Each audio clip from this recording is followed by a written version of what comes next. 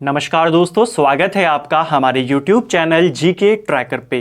देखिए फ्रेंड्स, आज के इस वीडियो में हम बात करेंगे जो हमारी एक सीरीज़ है जिसमें हम उत्तराखंड जिला परिचय को MCQ के रूप में कवर कर रहे हैं।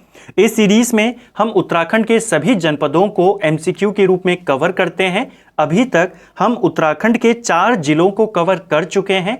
लास्ट वीडियो में हमने उधम सिंह नगर को कवर किया था। अगर आपने उन वीडियोस को नहीं देखा है, इसके अलावा हम उत्तराखंड टॉपिक वाइज सीरीज के अंतर्गत इसको कवर कर रहे हैं, जिसमें हम पूरे उत्तराखंड के जो आपका जीके है उसे टॉपिक वाइज MCQ के रूप में कवर करते हैं। तो अगर आपने इन दोनों सीरीज को नहीं देखा है, आप उनको प्लेलिस्ट में जाके देख सकते हैं। आज के वीडियो में हम बागेश्वर जिले से रिलेटेड आपके सभी इंपॉर्टेंट MCQs को यहाँ पे कवर करेंगे और एक्स्ट्रा फैक्ट के साथ करेंगे, जिससे आपका साथ में रिवीजन भी हो जाए और आपकी प्रैक्टिस भी यहाँ पर हो जाए। तो चलिए दोस्तों, वीडियो को शुरू करते हैं।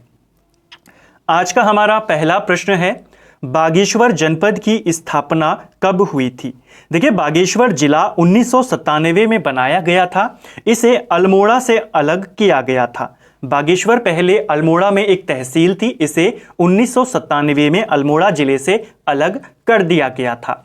वर्ष तो आपको याद रखना है, लेकिन अगर हम डेट की बात करते हैं कि किस तिथि को बागेश्वर जनपद का गठन हुआ, इसके आंसर देखिए, कहीं पर आपको 15 सितंबर देखने को मिलता है, कहीं पर आपको 18 सितंबर भी देखने को मिलता है। तो आपको ये दोनों याद रखने होंगे। ज़्यादातर 18 सितंबर दिया गया है, लेकिन 15 वाला भी आपको अपने माइंड में याद रखना होगा। ठीक है, तो दोनों आपको याद रखने हैं। इनके अलावा अगर आप अल्मोड़ा जो जनपद है उसकी ऑफिशियल वेबसाइट पर जाते हैं तो उसकी वेबसाइट पर आपको 15 अगस्त 1997 देखने को मिलेगा। तो इस डेट को भी आपको याद रखना है। नेक्स्ट है हमारा, बागेश्वर में विधानसभा की कितनी सीटें हैं? देखिए, बागेश्वर जनपद में विधानसभा की 2 सीटें हैं। केवल 2 ही विधानसभा सीटें हैं। एक है आपकी कपकोट विधानसभा सीट। ये क्वेश्चन पेपर में पूछा गया है कि कपकोट किस जनपद में है? बागेश्वर जनपद में है। और एक जो बागेश्वर है, यह भी एक विधानसभा सीट है जो बागेश्वर का मुख्य शहर है। ठीक है, ये 2 विधानसभा सीटें हैं। खास तौर पर ये जो बागेश्वर वाली है, इसे आपको याद रखना है। बागेश्वर वाली सीट SC कैटेगरी के लिए रिजर्व्ड है। ठीक है, अगर हम बागेश्वर जनपद में तहसीलों की बात करते हैं तो बागेश्वर जनपद में आपकी 6 तहसीलें हैं। और अगर हम बागेश्वर में ब्लॉक्स की बात करते हैं, विकासखंड, तो विकासखंडों की संख्या यहाँ पर 3 है। बागेश्वर जिले से रिलेटेड अगर हम अन्य तथ्यों को देखते हैं तो बागेश्वर जिला आपका जो एक आंतरिक जिला है। ठीक है, बागेश्वर कैसा जिला है? एक आंतरिक जिला है। उत्तराखंड में 13 जनपद हैं टोटल। इन 13 जनपद में से केवल 4 जिले आंतरिक हैं। आंतरिक जिले वे जिले होते हैं जो ना तो किसी दूसरे राज्य के साथ, ना किसी दूसरे देश के साथ अपनी बॉर्डर साझा करते हैं। तो उत्तराखंड में ऐसे जिलों की संख्या 4 है। 2 जिले आपके कुमाऊं में आते हैं, जिसमें से एक बागेश्वर है, दूसरा अल्मोड़ा है। और 2 जिले आपके गढ़वाल में आते हैं, जिसमें एक आपका रुद्रप्रयाग है और एक आपका टिहरी है। ठीक है, नेक्स्ट है हमारा, बागेश्वर किन पर्वतों के मध्य में स्थित है? जो बागेश्वर है यह आपका नीलेश्वर और भीलेश्वर पर्वतों के मध्य में स्थित है। ऑप्शन सी हमारा यहाँ पे सही आंसर होगा। ठीक है, हेमकूट और मणिकूट पर्वत, इनके बीच में कौन है? तो इन दोनों के मध्य में कर्ण आश्रम स्थित है। नील और विल्व पर्वत ये कहाँ है? ये दोनों पर्वत आपके हरिद्वार में है। नील पर्वत पर चंडी देवी मंदिर है और बिल्व पर्वत पर मनसा देवी मंदिर स्थित है। ठीक है, नेक्स्ट है, बागेश्वर के दक्षिणी भाग में स्थित है। देखिए, बागेश्वर के दक्षिणी भाग में इनमें से क्या स्थित है? राइट आंसर है अग्निकुंड यहां पर स्थित है। ठीक है, बागेश्वर का जो दक्षिणी, बागेश्वर के देखिए चारों तरफ कुछ ना कुछ स्थित है जो आपको याद रखना है। ठीक है, चाहे हम उत्तर की बात करें, दक्षिण की बात करें, और या फिर हम पश्चिम और पूर्व की बात करें। अगर बात करते हैं बागेश्वर के पूर्व में, तो बागेश्वर के पूर्व में भीलेश्वर पर्वत है। ठीक है, बागेश्वर के पश्चिम की बात करें तो नीलेश्वर पर्वत है। बागेश्वर के दक्षिण में बात करें तो अग्निकुंड स्थित है। और उत्तर की बात करें तो सूरज कुंड जो है वो उत्तर में स्थित है। इसे आपको याद रखना है, क्वेश्चन बन जाता है। नेक्स्ट है, बागेश्वर का पौराणिक नाम क्या है? बागेश्वर का पौराणिक नाम है अग्नि तीर्थ। ऑप्शन सी हमारा यहाँ पे सही आंसर होगा। बागेश्वर का उपनाम उत्तर का वाराणसी भी है, इसे उत्तर का वाराणसी भी कहते हैं। इसे व्याघ्रेश्वर के नाम से भी जाना जाता है, क्योंकि हम जानते हैं वागनाथ का एक प्रसिद्ध मंदिर यहाँ पर है, ठीक है। और कुमाऊं गजेटियर में बागेश्वर को ईश्वर का वचन भी बोला गया है। ये इंपॉर्टेंट नाम है, आपको याद रखने हैं। पौराणिक नाम की बात करें तो ये अग्नि तीर्थ है। स्कंद पुराण में बागेश्वर को अग्नि तीर्थ बोला गया है, इसे भी आपको याद रखना है। इसके अलावा हमने उपनाम देखा उत्तर का वाराणसी। सुनहरी घाटी, ये किसको बोलते हैं? Golden valley. तो सुनहरी घाटी या गोल्डन वैली ये भी बागेश्वर का एक उपनाम है, ठीक है। चलिए, मानस खंड में सरयू नदी को क्या कहा गया है? मानस खंड के अंदर सरयू नदी को गंगा नदी बोला गया है। ऑप्शन ए हमारा सही आंसर यहां पर होगा। और जो गोमती नदी है, ठीक है, गोमती नदी को यमुना के साथ उसकी तुलना यहां पर की गई है। तो मानस खंड में सरयू नदी को गंगा और गोमती नदी को यहां पर यमुना नदी बोला गया है। जो बागेश्वर है, मुख्य बागेश्वर शहर, वो आपका सरयू और गोमती के संगम पर ही स्थित है। इसे भी आपको याद रखना है, ठीक है, पूछा जा सकता है। सरयू नदी की बात करें तो सरयू नदी आपकी जो बागेश्वर में झुंडी नामक जगह है, सरमूल नामक जगह, वहां से निकलती है। और अगर हम गोमती नदी की बात करें तो गोमती नदी बागेश्वर के डेबरा श्रेणी से आती है, ठीक है। इन दोनों का संगम बागेश्वर में होता है और इन दोनों के संगम को मानस खंड में तीर्थराज प्रयाग बोला गया है, ठीक है। यानी कि जो बागेश्वर है मुख्य शहर, जहां पे इन दोनों नदियों का संगम होता है, उस संगम को यानी किसको? बागेश्वर को स्कंद पुराण में तीर्थराज प्रयाग बोला गया है। इसे भी आपको याद रखना है। सरयू नदी को लेकर आपको एक पॉइंट और याद रखना है। सरयू नदी कुमाऊं की सबसे पवित्र नदी मानी जाती है। काली नदी को सर्वाधिक जल कौन सी नदी देती है? देखिए, काली नदी को सर्वाधिक जल देने वाली नदी कौन सी है? तो यह है आपकी सरयू नदी, ठीक है। सरयू नदी के बारे में हमने ऊपर बात करी कि इसे कुमाऊं की सबसे पवित्र नदी मानते हैं। काली के साथ सरयू नदी का संगम पंचेश्वर नामक जगह पर, पंचेश्वर चंपावत में है, तो वहां पर यह काली से संगम कर लेती है। और काली को सबसे ज्यादा जल देने वाली नदी कौन है? सरयू नदी है। काली नदी की शुरुआती सहायक नदी कौन है? वो है कुठियांगटी नदी। ये काली नदी की प्रारंभिक सहायक नदी है। काली नदी में मिलने वाली उत्तराखंड की अंतिम नदी कौन है? लदिया नदी। ये काली में मिलने वाली अंतिम नदी है उत्तराखंड की, ठीक है। गोमती की बात करें तो सरयू की सहायक है, बागेश्वर में मिलती है, हम इसके बारे में बात कर चुके हैं। हो सकता है कभी आपसे सरयू नदी की लंबाई पूछ ले, तो 146 किलोमीटर इसकी कुल लंबाई है। अभी हमने यहाँ पे पंचेश्वर की बात करी, जहाँ पे काली का संगम होता है सरयू के साथ। तो पंचेश्वर से आपसे क्वेश्चन बनता है, जो पंचेश्वर समझौता है या पंचेश्वर बांध जो बनाया जा रहा है, इसको लेकर भारत और नेपाल के बीच जो महाकाली संधि हुई थी वो कब हुई थी? ये क्वेश्चन बन जाता है 1996। पंचेश्वर बांध अभी प्रस्तावित है, जब वह बांध बन जाएगा तो वो उत्तराखंड का टिहरी डैम से भी बड़ा बांध होगा उसके उत्पादन की क्षमता में। टिहरी बांध की उत्पादन क्षमता कितनी है? 2400 मेगावाट। जो पंचेश्वर बांध होगा उसकी उत्पादन क्षमता 5000 मेगावाट से भी अधिक होगी, ठीक है। बागेश्वर में गोमती नदी पर पुल किस वर्ष बनाया गया था? देखिए, बागेश्वर में गोमती नदी पर पुल ये बनाया गया था 1848 में। उस समय जो कुमाऊं कमिश्नर था उसका नाम था टॉम लूशिंगटन, ठीक है। हालांकि लूशिंगटन की मृत्यु भी 1848 में ही होती है, ये पद पर रहते हुए ही इसकी मृत्यु होती है, लेकिन उससे पहले ये पुल बनवा चुका था। तो गोमती नदी पर पुल बागेश्वर में किसने बनवाया? लूशिंगटन। कब बनवाया? 1848। लूशिंगटन को लेकर आपसे 2-3 क्वेश्चन बनते हैं, लेकिन एक इंपॉर्टेंट क्वेश्चन जो पूछा जा सकता है, लूशिंगटन के दामाद का नाम क्या था? ये आपने कमेंट बॉक्स में बताना है, बहुत इंपॉर्टेंट है, आगे जाके वो भी कुमाऊं का कमिश्नर बनता है।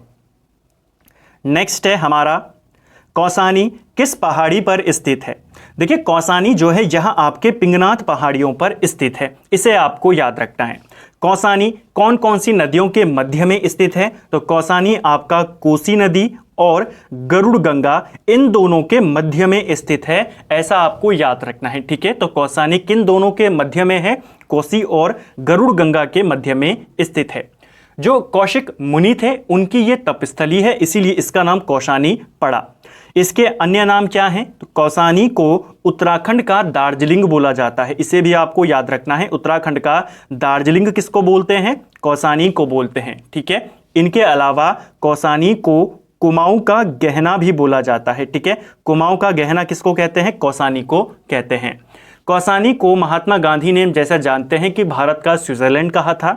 एक क्वेश्चन बनता है, कौसानी का पूर्व नाम क्या था? अभी तो मैंने आपको उपनाम बता दिए, उत्तराखंड का दार्जिलिंग, कुमाऊं का गहना, भारत का स्विट्जरलैंड।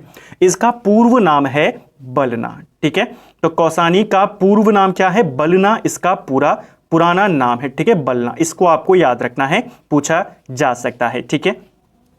कौसानी का संस्थापक किसे माना जाता है? तो कौसानी का संस्थापक हेनरी रैमजे को माना जाता है, ठीक है।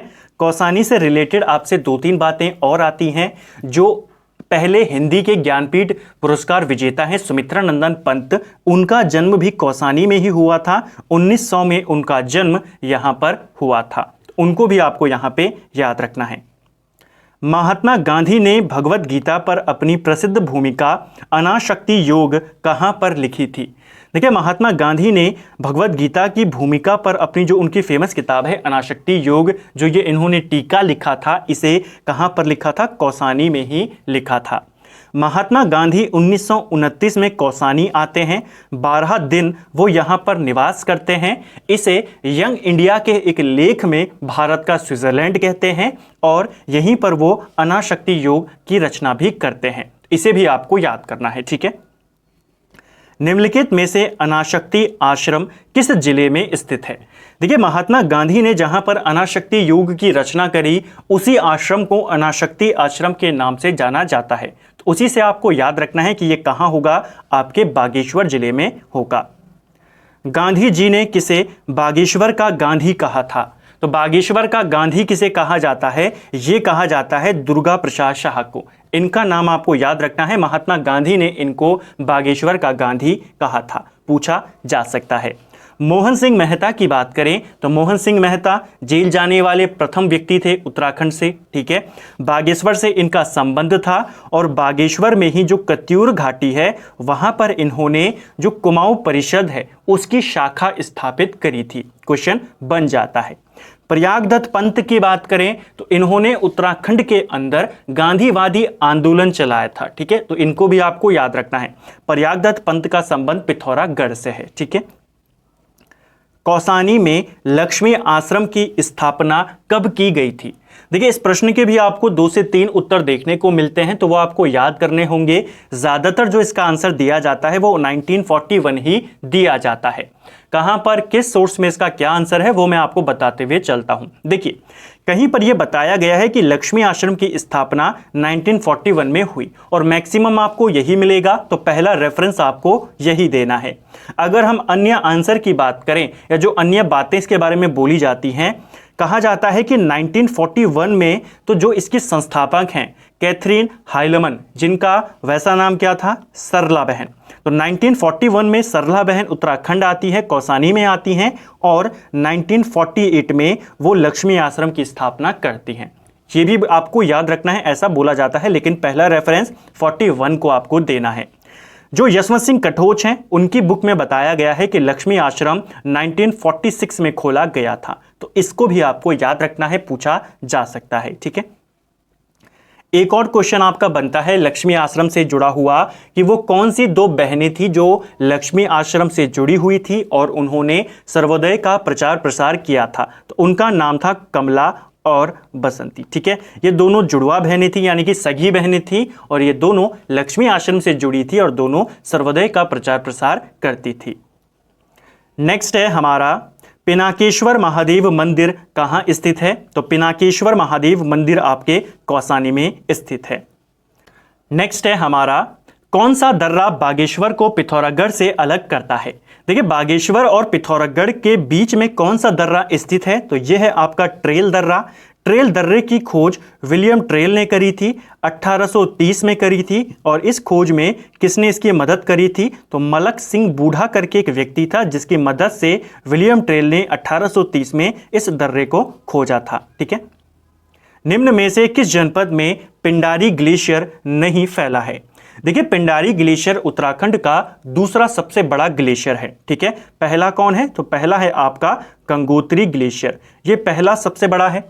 दूसरा सबसे बड़ा ग्लेशियर जो उत्तराखंड का है वो पिंडारी ग्लेशियर है, ये आपके पिथौरागढ़ में फैला है, बागेश्वर में फैला है, उत्तरकाशी में नहीं है, ये आपके चमोली जनपद में है। ठीक है, तो ये आपके इन 3 जनपदों में फैला है, यानी उत्तरकाशी में नहीं है। ऑप्शन ए हमारा सही आंसर यहां पर होगा।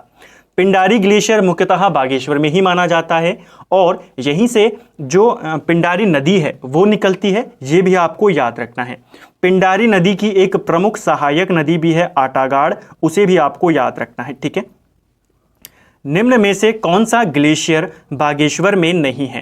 तो इनमें से जो पिनौरा ग्लेशियर है इसकी लोकेशन आपका पिथौरागढ़ है। ठीक है, पिनौरा ग्लेशियर कहाँ स्थित है? पिथौरागढ़ में स्थित है। बाकी Sukhram glacier, Kafni glacier, Maiktoli glacier, Sundar Dungi glacier, ये सब आपके बागेश्वर में हैं। पूना पैक्ट के विरोध में उत्तराखंड में सभा का आयोजन कहां पर किया गया था? देखिए, पूना पैक्ट 1932 में गांधी जी और BR अंबेडकर के मध्य में होता है और इसके विरोध में एक सभा आयोजित होती है बागेश्वर जनपद में। ठीक है, बैजनाथ किन नदियों के संगम पर स्थित है? जो बैजनाथ है यहां आपके गोमती और गरुड़ गंगा के संगम पर स्थित है। खास तौर पर गोमती भी आप याद रख सकते हैं, लेकिन अगर डिटेल में पूछता है तो आपको दोनों नदियों का नाम बताना होगा। ठीक है, बैजनाथ जो ये मंदिर है यहां पर, यह जो बैजनाथ तीर्थ है काफी प्रसिद्ध तीर्थ है। यहां से हमें पार्वती जी की आदमकद मूर्ति मिली है। इसके अलावा जो कत्तूरी राजाओं की अधिष्ठात्री देवी थी कोट भ्रामरी देवी, उनका मंदिर भी बैजनाथ में स्थित है। किस कत्तूरी शासक ने राजधानी जोशीमठ से बैजनाथ स्थानांतरित करी थी? तो राजधानी ट्रांसफर किसने करी थी जोशीमठ से बैजनाथ? ये लेकर आया था आसंती देव। ऑप्शन बी इसका राइट आंसर यहां पर होगा। ठीक है, जो बैजनाथ मंदिर है इसका निर्माण बोला जाता है कि भूदेव ने करवाया है और यहीं से जो इसका एक अभिलेख है भूदेव का वो भी हमें मिलता है। भूदेव ने बौद्ध धर्म का विरोध किया था, इसे भी आपको याद रखना है। किस चंद शासक ने बागेश्वर के बागनाथ मंदिर का जीर्णोद्धार करवाया था? देखिए, जो बागेश्वर में बागनाथ मंदिर है इसका जीर्णोद्धार लक्ष्मी चंद के द्वारा 1602 में करवाया गया था। बागेश्वर नगर पालिका का गठन कब किया गया था? देखिए, बागेश्वर नगर पालिका इसका गठन 1968 में किया गया था। जैसा मैंने आपको ऊपर बताया 1974 में बागेश्वर को एक अलग तहसील के रूप में गठित किया जाता है, यानी कि बागेश्वर को तहसील बनाया जाता है और 1976 में इसे एक परगना घोषित कर दिया जाता है। नगर पालिका पूछेगा तो 1968 आप इसका आंसर करेंगे। ठीक है, नेक्स्ट है भद्रकाली शक्तिपीठ कहाँ स्थित है? देखिए, भद्रकाली शक्तिपीठ ये आपके बागेश्वर जिले में ही स्थित है। ऑप्शन डी हमारा सही आंसर यहां पर होगा। जो कालीमठ सिद्धपीठ है रुद्रप्रयाग में, उसी के समान ही इसे माना जाता है। ठीक है, यानी कि उसी के साथ इसकी तुलना की जाती है। इसके अलावा जो भद्रकाली शक्तिपीठ है तो इसी से आप कनेक्ट कर जाएंगे कि भद्रकाली मंदिर भी यहीं पर है। इनके अलावा कमेनी देवी मंदिर भी यहीं पर है। ठीक है, और एक और मंदिर है धौली नाग मंदिर, यह भी आपका बागेश्वर जनपद में स्थित है। ठीक है, बागेश्वर जनपद का प्रमुख मंदिर कौन सा है?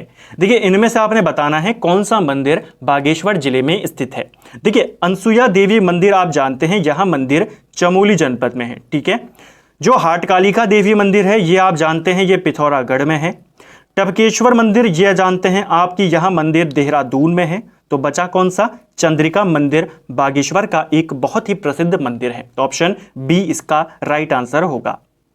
बागेश्वर के समीप स्थित थैलीपाटन क्षेत्र किस खनिज के लिए प्रसिद्ध है? बागेश्वर के समीप स्थित है थैलीपाटन नामक जगह और यह आपके तांबे के लिए प्रसिद्ध है। ठीक है, ऑप्शन बी इसका सही आंसर है। ब्राह्मणों द्वारा हल न चलाने की प्रथा को हरगोविंद पंत द्वारा कब तोड़ा गया था? बहुत बार हम इस क्वेश्चन को कर चुके हैं। हरगोविंद पंत के बारे में भी हम कई बार पढ़ चुके हैं। लोकमान्य तिलक यानी कि बाल गंगाधर तिलक के साथ इनकी तुलना की जाती है। ठीक है, उत्तराखंड में जो अल्मोड़ा कांग्रेस है उसकी रीढ़ इनको बोला जाता है हरगोविंद पंत को।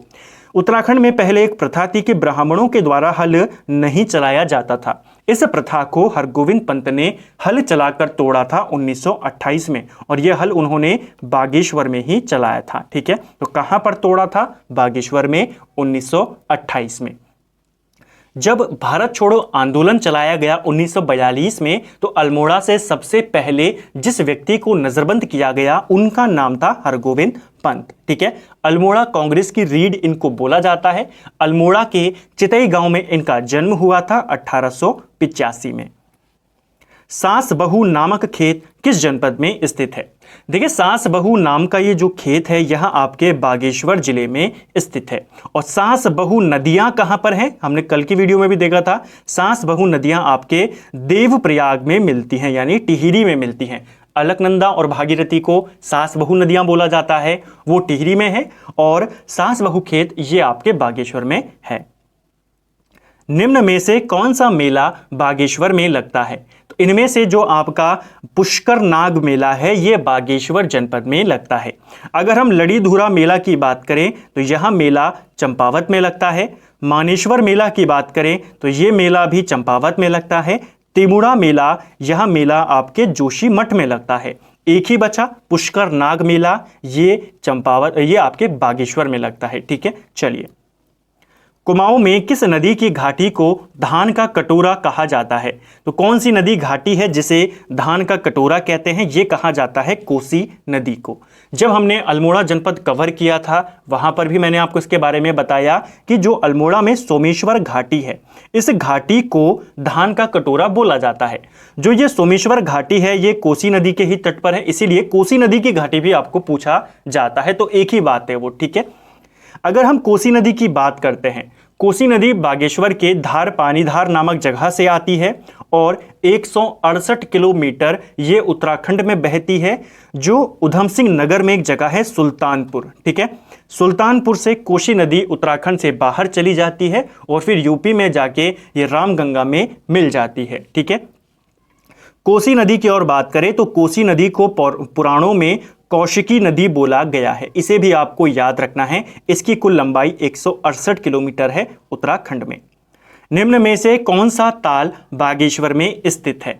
तो बागेश्वर में यहां पर आपका कौन सा ताल है? देखिए, फिर से एलिमिनेट करते हुए चलते हैं। श्यामला ताल आप जानते हैं, यह ताल आपके चंपावत में है। ठीक है, हरीश ताल की बात करें तो ये आपके नैनीताल में है। देवसाड़ी ताल की बात करें तो यह ताल आपके उत्तरकाशी में है। बचा एक ही सुकुंडा ताल, यह आपके बागेश्वर जिले में स्थित है। ठीक है, चलिए। इसके अलावा ये हमने ताल की बात करी, एक जलाशय है बागेश्वर में जो आपको याद रखना है जिसका नाम है हथछीना जलाशय। ये कहाँ है? तो ये भी आपके बागेश्वर जिले में स्थित है। बागेश्वर में एक ठंडे पानी का कुंड है जिसे देवी कुंड के नाम से जाना जाता है। इसको भी आपको याद रखना है।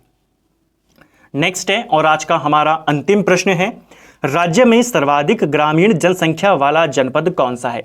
देखिए, राज्य के अंदर सबसे ज्यादा जो ग्रामीण जनसंख्या है वो बागेश्वर जिले में ही निवास करती है। ठीक है, बागेश्वर में लगभग 96.5% जनसंख्या ग्रामीण है। ठीक है, यानी कि जो आपका केवल 3.5% है वो यहां पर नगरीय जनसंख्या है। इसीलिए इसी का अगर हम उल्टा कर दें, अगर सबसे ज्यादा ग्रामीण बागेश्वर में है यानी सबसे कम नगरीय जनसंख्या भी बागेश्वर में होगी। ठीक है, सबसे ज्यादा नगरीय जनसंख्या देहरादून में है, यानी कि सबसे ज्यादा अगर हम उसे उल्टा कर दें, सबसे यहां पे तो सर्वाधिक ग्रामीण की बात हो गई, सबसे कम ग्रामीण की बात करेंगे तब आंसर देहरादून होगा, क्योंकि वहां पे सबसे ज्यादा नगरीय जनसंख्या निवास करती है।